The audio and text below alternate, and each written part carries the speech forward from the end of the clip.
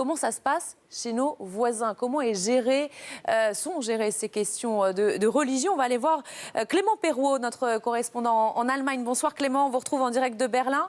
Justement, comment le système est organisé chez vous?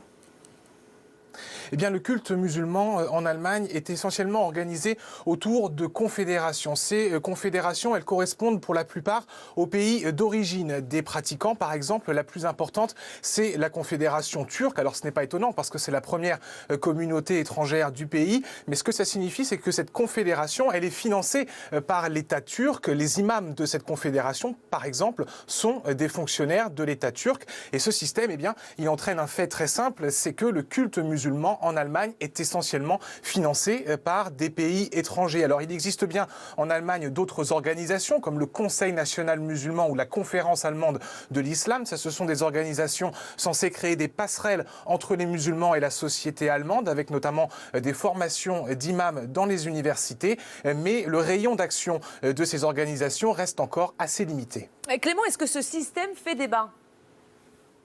Oui, cela pose certaines questions en Allemagne parce que les musulmans ne sont pas logés à la même enseigne que d'autres religions. Par exemple, les catholiques, les protestants et les juifs bénéficient en Allemagne de ce qu'on appelle un impôt sur le culte, le Kirchensteuer en Allemagne. Alors concrètement, ça marche ainsi. Lorsque vous vous déclarez aux impôts en Allemagne, on vous demande si vous êtes juif, protestant ou catholique pratiquant. Si vous répondez oui, eh bien vous allez payer un impôt sur le culte assez élevé. Il correspond à 9% de l'impôt sur le revenu et il permet de financer ces cultes-là. Mais la religion musulmane ne peut pas bénéficier de cet impôt parce qu'elle n'est pas officiellement reconnue comme religion par l'État allemand. Et ça, c'est quelque chose qui est débattu ici en Allemagne parce que c'est tout de même la troisième religion du pays avec environ 4 millions de pratiquants.